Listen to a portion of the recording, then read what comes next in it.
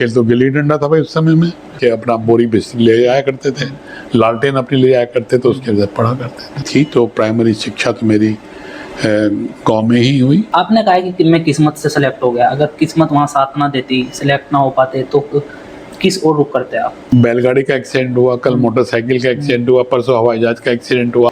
हमारी भतीजी थी जिसको हड्डी की कुछ बीमारी इस तरह की थी बचपन में। तो कौन कौन से ऐसे देश हैं जहाँ पर आप गए हों सर्जरी के लिए, विशेष तौर पर बुलाया गया हो आपको? उत्तर प्रदेश में एक जिला है मुजफ्फरनगर। मुजफ्फरनगर मुख्यालय से स्थित 30 किलोमीटर दूर एक गांव पड़ता है ककरौली। ककरौली में एक बच्चा जन्म लेता है जिनका नाम रखा जाता है मुकेश। मुकेश जैन का जन्म होने के बाद में वहाँ से उनकी जो शिक्षा है वो बाहर हुई है। डॉक्टर मुकेश जैन आज देश के प्रसिद्ध डॉक्टरों के रूप में गिने जाते हैं। आज वे खुद हमारे साथ मौजूद हैं। उनके जीवन परिचय को लेकर उनसे बातचीत करते हैं। कहाँ उनका बचपन बीता, कहाँ से शिक्षा ग्रहण हुई, कैसे कैसे प्रैक्टिस हुई, कहाँ से शुरुआत हुई थी। बहुत सारे ऐसे जुड़े हुए सवालों के हम उनसे जवाब जानेंगे। सबसे पहले तो सर आपका खोजी न्यूज में स्वागत है। धन्यवाद खोजी न्यूज़, आप फिरोज साहब आप आए हमारे से मिलने के लिए, बहुत बहुत धन्यवाद। सर आपका जन्म कहाँ हुआ और कब हुआ? मेरा जन्म गांव ककरौली है, यहाँ से 30 किलोमीटर दूर पे तहसील जानसठ और ब्लॉक मोड़ना पड़ता है शायद, तो वहाँ पर मेरा जन्म हुआ। तो शिक्षा की शुरुआत कहाँ से होती है, कौन हम लोग एक फार्मिंग बैकग्राउंड की फैमिली, हमारे फादर बहुत फार्मिंग का मेन बिजनेस हम लोगों का, और वहीं पर गांव में क्योंकि स्कूलिंग नहीं थी तो प्राइमरी शिक्षा तो मेरी गांव में ही हुई। उसके बाद में मैंने हाई स्कूल अपना डिस्ट्रिक्ट बुलंदशहर से किया, इंटरमीडिएट मैंने डिस्ट्रिक्ट इटावा से की, और इस बीच में फिर ग्रेजुएशन बीएससी मैंने बिजनौर ज़िले से की। और उसके बाद में मेडिकल की शिक्षा के लिए कुछ दिन मैं झांसी रहा, और उसके बाद में फिर मैंने अपना पूरा मेडिकल मेरठ से पूरा किया। और मेरठ से ग्रेजुएशन एमबीबीएस करने के बाद में हम लोग ऑर्थोपेडिक्स पढ़ने के लिए, हड्डी की रोग सीखने के लिए, जो हिंदुस्तान का सबसे बड़ा हॉस्पिटल है medical institute, all India medical institute, उसमें मुझे पढ़ने का मौका मिला। 3 साल मैंने वहाँ पढ़ाई की, और उसके बाद में 3 साल मैं दिल्ली में डिफरेंट हॉस्पिटल्स में, राम मनोहर लोहिया, जहाँ सफदरजंग हॉस्पिटल आदि में 1-1 साल सर्विस की। और सर्विस करने के बाद में 1983 में मैं ये सोचकर कि मेरा शहर जिला मुजफ्फरनगर पड़ता है, ये सोच के कि क्यों ना मैं अपने गांव में जाके, अपने शहर में जाके प्रैक्टिस शुरू करूं, और मैंने 1983 में प्रैक्टिस शुरू की। 1983 में प्रैक्टिस शुरू करने के बाद में हम लोगों ने एक दुनिया में परिवर्तन आ रहा था, चेंज आ रहा था। जो ऑर्थोपेडिक्स के इलाज पुराने ज़माने में प्लास्टर से, खिंचाव से, पट्टियों से होते थे, उनमें एक परिवर्तन आ रहा था। और उसका कारण ये नहीं था कि परिवर्तन चाहते थे, उसका कारण था मोटर व्हीकल्स का देश के अंदर आना, जिससे स्पीड बढ़ गई, और इस स्पीड से जो फ्रैक्चर की नेचर है, हड्डियों के टूटने का ढंग है, वो बदल गया। उससे हाई वेलोसिटी इंजरीज होने लगी, जिनका ट्रीटमेंट प्लास्टर से या एक्सरसाइज से या पट्टियों से नहीं संभव था। तो डॉक्टर बनने की प्रेरणा है वो कहाँ से मिली आपको? डॉक्टर बनने की प्रेरणा के लिए आप सोच सकते हैं कि उस ज़माने में हर माँ बाप की एक ख्वाहिश हुआ करती थी, मेरा बच्चा इंजीनियर बन जाए, डॉक्टर जाए। लेकिन उन दिनों में इन सब चीज़ों का अभाव था, ज्ञान का अभाव था कि कैसे पढ़ें कैसे ना पढ़ें। जब मैं ग्रेजुएशन करने के बाद में, बीएससी करने के बाद में बिजनौर गया, तो वहाँ पर मुझे एक एहसास हुआ कि मेडिकल फील्ड में जाया जा सकता है। तो मैं बीएससी बायोलॉजी से कर रहा था, तो वहाँ पे मेरे से पहले कुछ लोग मेडिकल प्रोफेशन में गए थे, तो उनसे मुझे प्रेरणा मिली कि मुझे भी मेडिकल प्रोफेशन की तरफ जाना चाहिए। और किस्मत से मैं उन दिनों इंटरव्यू हुआ करता था, काफ़ी बच्चे लोग बैठते थे एग्ज़ाम के लिए, किस्मत से हम सिलेक्ट हो गए। और सिलेक्ट होने के बाद में हम झांसी मेडिकल कॉलेज में सिलेक्ट हुए, और वहाँ कुछ दिन के बाद में ट्रांसफ़र करा के हम लोग मेरठ मेडिकल कॉलेज में आ गए। आपने कहा कि मैं किस्मत से सेलेक्ट हो गया, अगर किस्मत वहाँ साथ ना देती, सेलेक्ट ना हो पाते तो किस ओर रुख करते आप? खेती करता, मेरा खेती में रुझान था, और मैंने 1 साल पूरे बहुत लग के मेहनत से खेती की है, जिसके अंदर खेती के सभी चीज़ें हमारे पास, उन दिनों में सब इक्विपमेंट्स थे, हम लोग का बहुत बड़ा फॉर्म था, और उस फॉर्म में सारी सुविधाएं थी।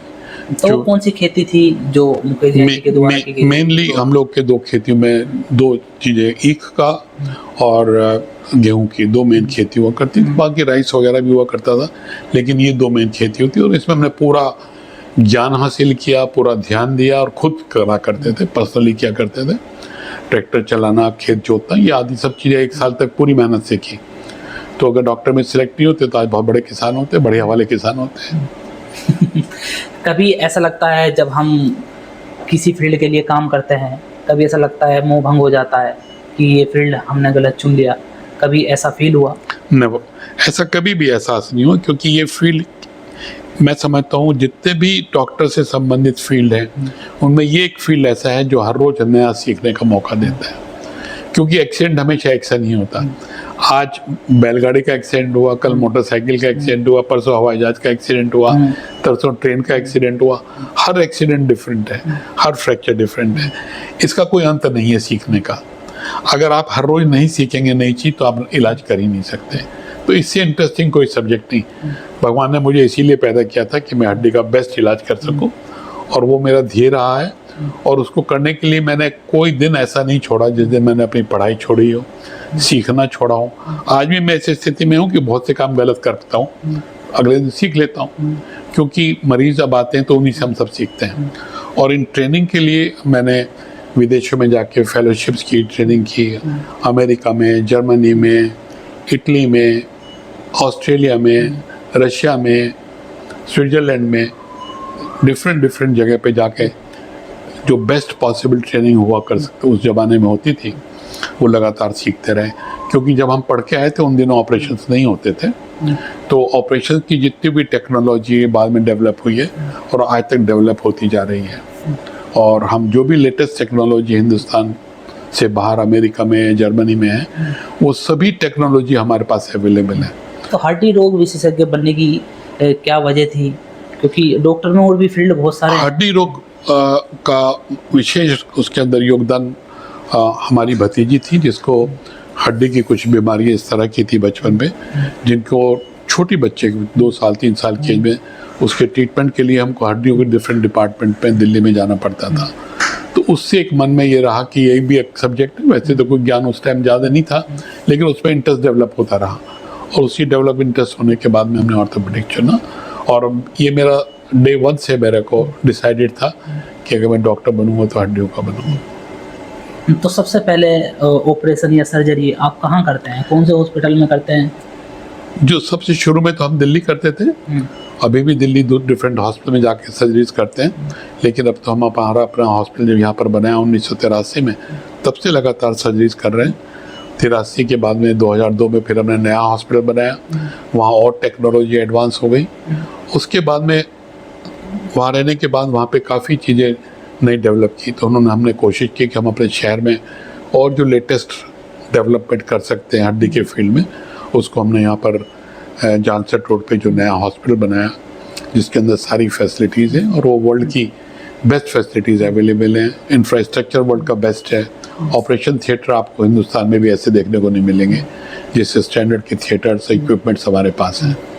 तो प्रकाश चौक के पास, महावीर चौक के बीच में आपने हॉस्पिटल बनाया, वर्धमान हॉस्पिटल नाम दिया गया, और यहाँ भी वर्धमान हॉस्पिटल। तो क्या इस हॉस्पिटल का वर्धमान क्यों रखा गया था टाइटल? वर्धमान का जिस तरह से गौतम बुद्ध का डिफरेंट नाम है, इसी तरह हमारे जो जैन धर्म के अंदर भगवान महावीर हैं, उनका ये बचपन का एक नाम है, दूसरा नाम जिसको वर्धमान बोलते हैं। तो क्योंकि मैं एक जैन धर्म से पालन करने वाला हूँ, जैन धर्म का अनुयायी हूँ, मेरे पेरेंट्स जैन धर्म में बहुत ज़्यादा इन्वॉल्व थे, तो बचपन से वर्धमान हमारे लिए एक इम्पॉर्टेंट शब्द है। वो भगवान को हम उससे एक तरह से भगवान की प्रशंसा करते हैं, भगवान को याद करते हैं, इसलिए इसका नाम वर्धमान रखा। 1983 में आपकी वापसी मुजफ्फरनगर में एंट्री होती है और आप हॉस्पिटल की शुरुआत करते हैं। तो क्या किन चीज़ों की कठिनाइयों का सामना करना पड़ा उस दौरान मुकेश जैन जी को? क्योंकि शुरुआत किसी भी चीज़ करता है तो बड़ी कठिनाइयाँ सामना। शुरुआत में कठिनाई इसलिए करनी पड़ी क्योंकि मैं शहर में यहाँ किसी से परिचित नहीं था। मेरे लिए शहर में आना, पहली बार मैं शहर में आता था, मुश्किल से मैं एक परिवार को जानता था। मैं यहाँ किसी को नहीं जानता था, कोई मेरा क्लास फेलो नहीं था, कोई बचपन का दोस्त नहीं था। उसकी वजह से मुझे थोड़ी और क्योंकि मैं नया ट्रीटमेंट लेने के बाद आया था तो उसकी वजह से लोगों को वो सब चीज़ें पसंद नहीं आई और उनको एक कंपटीशन नज़र आया, उनको कुछ दिक्कतें नज़र आई, छोटी मोटी प्रॉब्लम्स रहती वो सब झेली हमने और उनके हम आगे निकलते चले गए। कभी उसके लिए पीछे मुड़ के नहीं देखा, कभी ये सोच के नहीं रहा कि इस प्रॉब्लम आई है तो छोड़ के चले जाएं। हमेशा यही सोचा कि जो प्रॉब्लम से इनसे कुछ सीखें और सीखने के बाद में अपने को इम्प्रूव करके उसको आगे बढ़ें। भारत के अलावा अगर बात की जाए क्योंकि देश के प्रसिद्ध डॉक्टरों में आपकी गिनती होती है, तो कौन कौन से ऐसे देश हैं जहाँ पर आप गए हों, सर्जरी के लिए विशेष तौर पर बुलाया गया हो आपको? ऐसा तो नहीं कभी मेरे को सर्जरी के लिए देश में बुलाया गया, लेकिन सर्जरी सीखने के लिए और सर्जरी सिखाने के लिए मैं बहुत डिफरेंट जगह पर गया हूँ। मैं थाईलैंड भी गया हूँ, मैं चाइना भी गया हूँ, मैं ऑस्ट्रेलिया भी गया हूँ। फेलोशिप मैंने की है, वो जर्मनी से फेलोशिप की, स्विट्जरलैंड से फेलोशिप की। तो पढ़ना अभी भी पढ़ाई चलते हैं कि पढ़ाई के लिए भी जाते हैं और अब मैं सिखाने के लिए भी जाता हूँ। साल में कम से कम 8-10 कोर्सेज ऐसे होते हैं जिनमें हम लोगों को ट्रेनिंग देते हैं और वो ट्रेनिंग हम यहाँ मुजफ्फरनगर में भी देते हैं और बाहर जाकर भी मेट्रो सिटीज़ के अंदर, बॉम्बे में, दिल्ली में, तो हम लोग के स्पेशल कोर्सेज होते हैं। तो उन कोर्सेज के लिए डॉक्टर सीखने के लिए आते हैं और हमसे जो भी सिखाया जा सकता है वो सिखाते हैं। ऐसे तो लगातार आप इलाज करते ही रहते हैं, लेकिन कभी इस बड़े लंबे सफ़र में कभी आपको कोई एक ऐसा केस सामने आया हो जिसके बाद उसका इलाज करने के बाद आपको आत्मसंतुष्टि महसूस हुई हो कि वो हमेशा आपको याद रहता हो? हमारे यहाँ लगभग, क्योंकि हमारे यहाँ निगलेक्टेड का मतलब जो चोटें खराब हो जाती हैं, जो फ्रैक्चर कहीं ठीक नहीं हो पाते, तो वो प्राय नॉर्दर्न इंडिया से, दिल्ली से, हिमाचल से, हरियाणा से, पंजाब से, वो सब इकट्ठे होकर अल्टीमेटली यहीं आ जाते हैं। और हमारा वही स्पेशलिटी है कि जो खराब हो जाते हैं कि उनको हम बेस्ट ट्रीटमेंट देके ठीक कर सके। तो हमारे लिए हर दिन एक ना एक केस ऐसा होता है जिससे हमको बड़ा आत्म सम्मान मिलता है, आत्मविश्वास मिलता है और बहुत अच्छा लगता है कि हमने इस मरीज को ठीक कर दिया।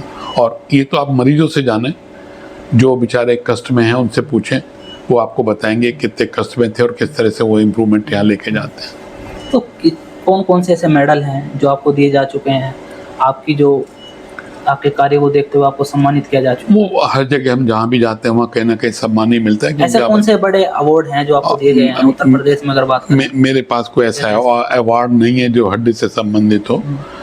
बहुत दिन पहले एक शायद उत्तर प्रदेश में यूपी रत्न का अवार्ड एक मेरे को मिला था, बाकी कोई ऐसा अवार्ड मुझे नहीं मिला कि जिसको आप अवार्ड कहें। लेकिन सबसे बड़ी चीज़ हमारे मरीजों का प्यार, वही हमारा सबसे बड़ा अवार्ड है जो हमें रोज़ मिलता है। तो वापसी बचपन में चलते हैं, गांव में चलते हैं, तो गांव में जब बचपन में तो कोई ऐसी याद होगी जो हमेशा याद रहती है? गांव की सारी यादें हैं, सारे दोस्त हैं, वो आज भी मेरे दोस्त हैं और उतने ही प्यारे हैं मेरे जितने बचपन में थे। गांव को नहीं भूला जा सकता, उस ज़मीन को नहीं भूला जा सकता। हम लोग तो उस जमाने में पढ़े हैं जब नीम के पेड़ के नीचे बैठ के अपना बोरी बिस्तर ले आया करते थे, लालटेन अपनी ले आया करते थे, उसके साथ पढ़ा करते थे। तो कौन सा फेवरेट सब्जेक्ट था उस दौरान आपका पढ़ाई की बात? उस बचपन में कौन फेवरेट होता है, जो मास्टर जी ने पढ़ा दिया पढ़ लिया। अच्छा, कौन सा खेल उस दौरान पसंद करते थे आप? कौन सा खेल सबसे ज्यादा खेलते थे? सबसे बढ़िया खेल तो गिल्ली डंडा था भाई उस समय में। अच्छा। जब थोड़े बड़े हुए तो थोड़ा सी तमीज आई तो क्रिकेट खेलने लगे उल्टा सीधा। वो क्रिकेट भी और हॉकी भी कैसे ही खेलते थे। अमरूद के पेड़ पे चढ़े, उससे वहां से पेड़ पे से लकड़ी तोड़ी, उसका हॉकी बना ली, उसका बैट बना लिया, वो हम लोग खेला करते थे। ठीक है, ये थे हमारे साथ डॉक्टर मुकेश जैन जी। किसी परिचय के मोहताज नहीं है, देश के प्रसिद्ध डॉक्टरों में गिने जाते हैं। देखते रहिए खोजी न्यूज़ और मैं आपके साथ हूँ फिर।